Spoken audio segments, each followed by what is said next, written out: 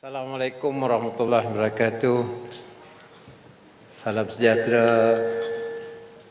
Selamat petang, a very good evening, and salam Ibu Pertiwiku.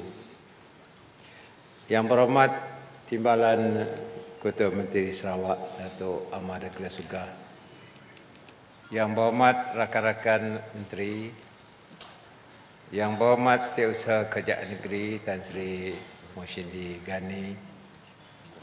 Yang berhormat Menteri Muda, seterusnya yang berbahagia Datuk Haji Mansur bin Man, Setiausaha Persekutuan, warga perkhidmatan awam, tuan-tuan, puan-puan yang saya hormati sekalian.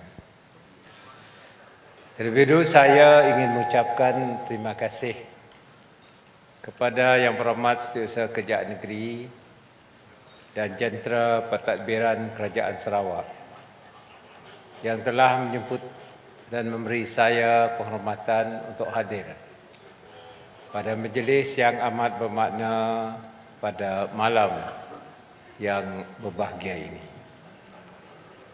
Saya dan rakan-rakan saya, seluruh Kabinet Sarawak, ingin mengambil kesempatan ini untuk mengucapkan terima kasih kepada seluruh jentera pentadbiran Sarawak yang telah bekerja dengan gigih dan memberi komitmen yang jitu bagi memastikan Sarawak ditadbir dengan baik demi kesejahteraan seluruh rakyat Sarawak, bumi Kenyalang yang tercinta ini.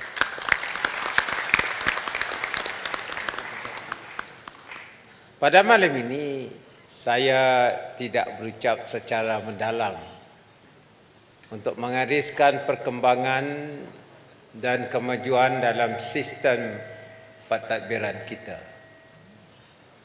Dan apa yang saya hendak sebutkan di sini ialah supaya kita memberi komitmen yang jitu bagi seluruh rakyat negeri Sarawak.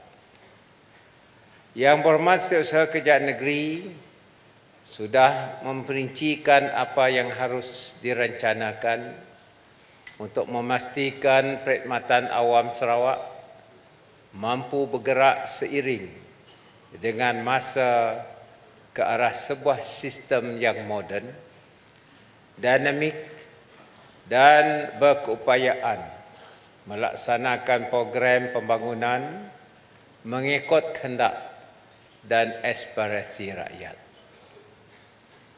Ladies and gentlemen, through the years, we have seen how our administration have expanded from nearly 5 administrative divisions to the current 12.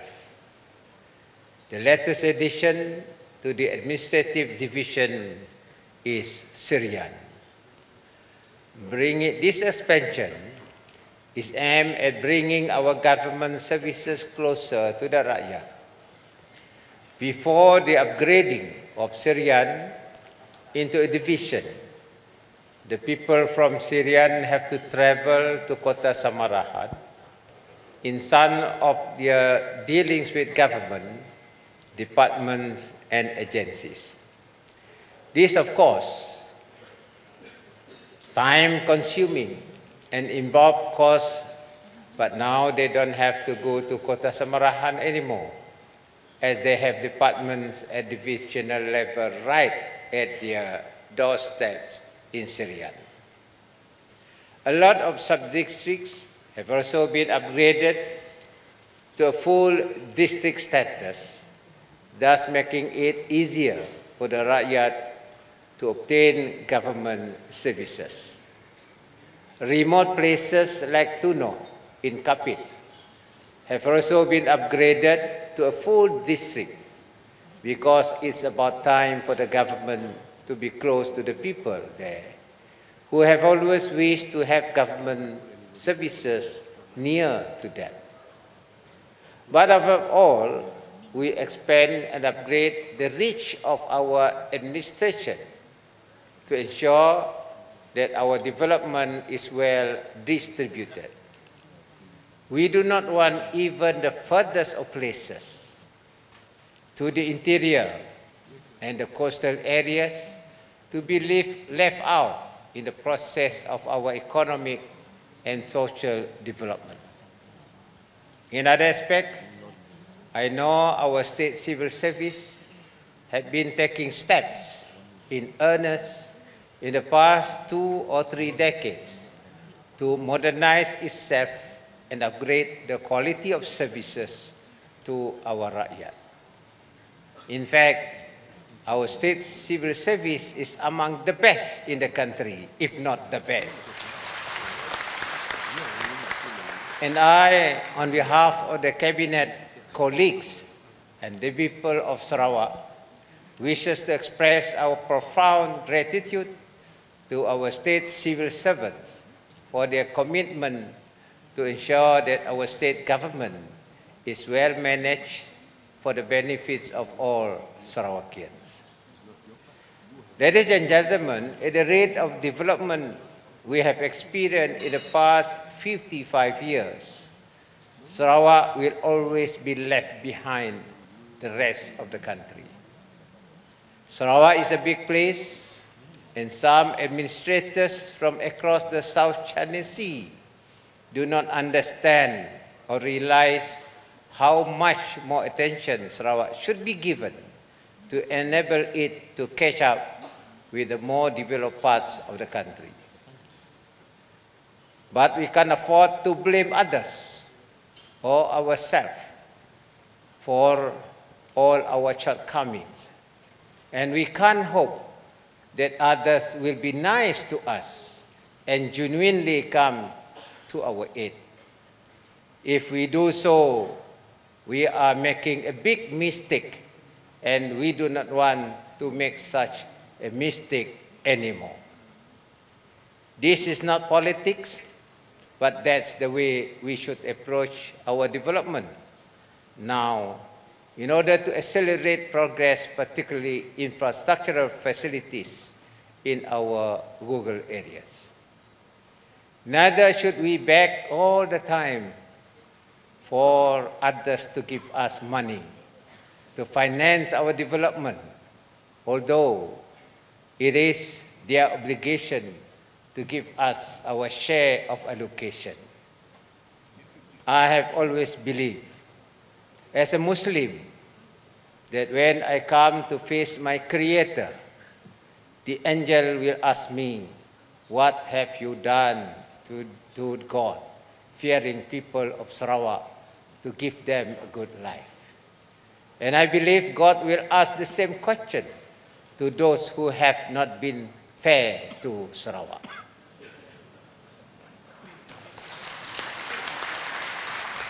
I do not want to dwell in too much rhetoric, and all I want to do as your Chief Minister and Minister of Finance is to ensure that our economy is strengthened and Sarawak can get bigger revenue in the years to come to support our administration and development programs.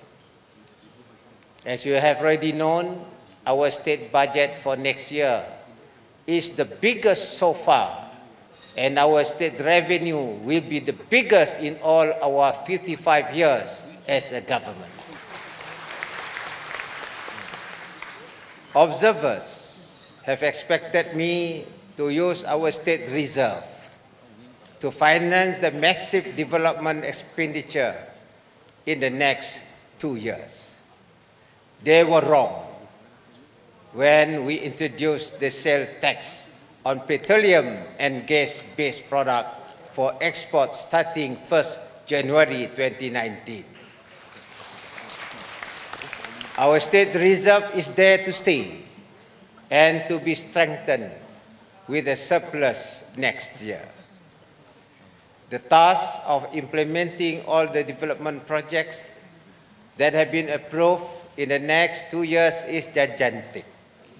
I am glad that we have established the State Development Coordination Committee to monitor the progress of all these projects and to ensure that they are in compliance with practices of good governance. The change of federal government has not made life easy for us in Sarawak, when a total of 315 projects Mesra Rakyat all over the state were cancelled. But we cannot let our people suffer because of this cancellation. We are taking over the shared projects for the sake of the people who are hungry for development to come their way. The state government is prepared to provide allocation to finance priority, high impact, and people-centric projects. Continuing the socio-economic development and stepping up the implementation of rural transformation projects are our priority. We will provide from our state coffer the funds that are necessary for the construction of roads and bridges, rural water and electricity supply facilities, as well as other people-centric projects under the 11th Malaysia Plan. Ladies and gentlemen, the people are always watching us in the way we deliver our services to them. Fast, slow, efficient or inefficient, courteous or discourteous. With the greatest of quality or otherwise, they will judge us. We have to set our standards and fulfill the expectation of the Rakyat. The advent of digitalization even make the delivery of our services even more challenging, as the people expect everything to be at their fingertips. They want to pay their bills online or by mobile phone in convenience of their own time. They want fast approval to their government application, etc. We cannot escape digitalization because if we try to ignore it, take it easy, and say that it is not important, we will be left behind by the whole world. Even small countries like Estonia is far, far ahead of us, is now reaping the fruits of digitalization.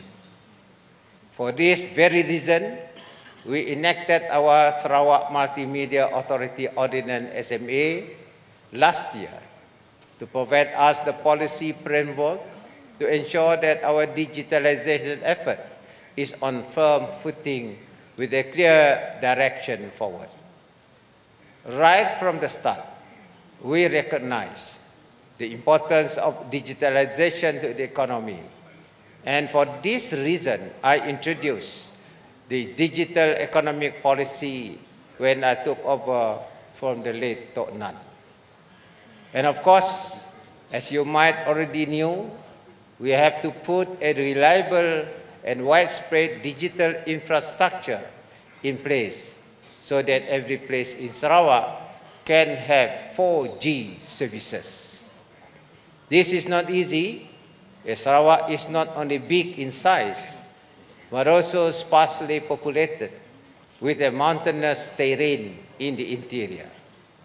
The 2019 budget has set aside an allocation for the construction of 600 more telecommunication towers all over the state, and this should improve the internet connection, especially in the rural areas. Ladies and gentlemen, there is a book called Machine That Thing, and this book tells how Facebook artificial intelligence software with its social network around the world was probably able to map more in a week than the entire humanity has mapped in our entire history. Another book, Big Data, tells us how Google was also able to predict quite accurately the spread of the bird flu H1N1 in the United States by analyzing the hundreds of millions of clicks on the smartphones. What I am trying to tell is that digital economy is the name of the game now. We are not just trying to introduce electronic government or e-services here and there, but a whole range Internet of Things, from government services to agriculture and to trade and commerce to transform the economy. That's why the state government has decided to establish our trade offices in Singapore, Pontianak, and Bandar Seri Begawan. Ladies and gentlemen, while we are enthusiastic about providing the best for our people in terms of project implementation, we acknowledge the importance of integrity and transparency in the civil service. Corruption, abuse of power, and cronyism in government administration will destroy the civil service and the economy. The first few things that I did when I took over as Chief Minister was to take a pledge of integrity with all the cabinet ministers, and we have not forgotten what we have pledged to the discerning rakyat. To strengthen our commitment towards ensuring a clean government, I have indicated that we will be putting trained integrity officers in ministries and departments to ensure that the delivery of services and projects are carried out in a transparent manner. We shall require the assistance of MACC to train our officers, and the Sarawak Director of MACC has shown willingness to help us to produce integrity officers. This should end lobbying for government projects, which sometimes causes delay of project implementation and failure of projects because the best people are not engaged to carry out the projects. With the exception of projects requiring special expertise, all government projects will be implemented based on open tender. This is our commitment towards increasing the integrity and transparency of our state government, and I want all our state civil servants to be God-fearing people in the service of the people and all those who come to deal with us. Ladies and gentlemen, the decision to give a 1.5-month bonus of minimum of 2,000 to our state civil service for 2018. For 2018 is a way of showing our gratitude and appreciation for your hard work and excellent service throughout the year. It is my duty as Chief Minister, if you perform well, of course, reward will be there. Ladies and gentlemen, it is also my duty as your Chief Minister to look for money to run the government and implement development projects. The next 2 years will be even more challenging for all our civil servants, as billions worth of infrastructural development projects and amenities need to take off the ground and needed to be implemented successfully. Not only that, we have to ensure that our economic transformation journey towards a digital economy are always on the right track. I sincerely hope that all of you are even more motivated as implementers in the 2 years ahead, not because of the prospect of more financial rewards, but simply because it is our common duty to ensure that Sarawak is well on the road to become an advanced state by the year 2030.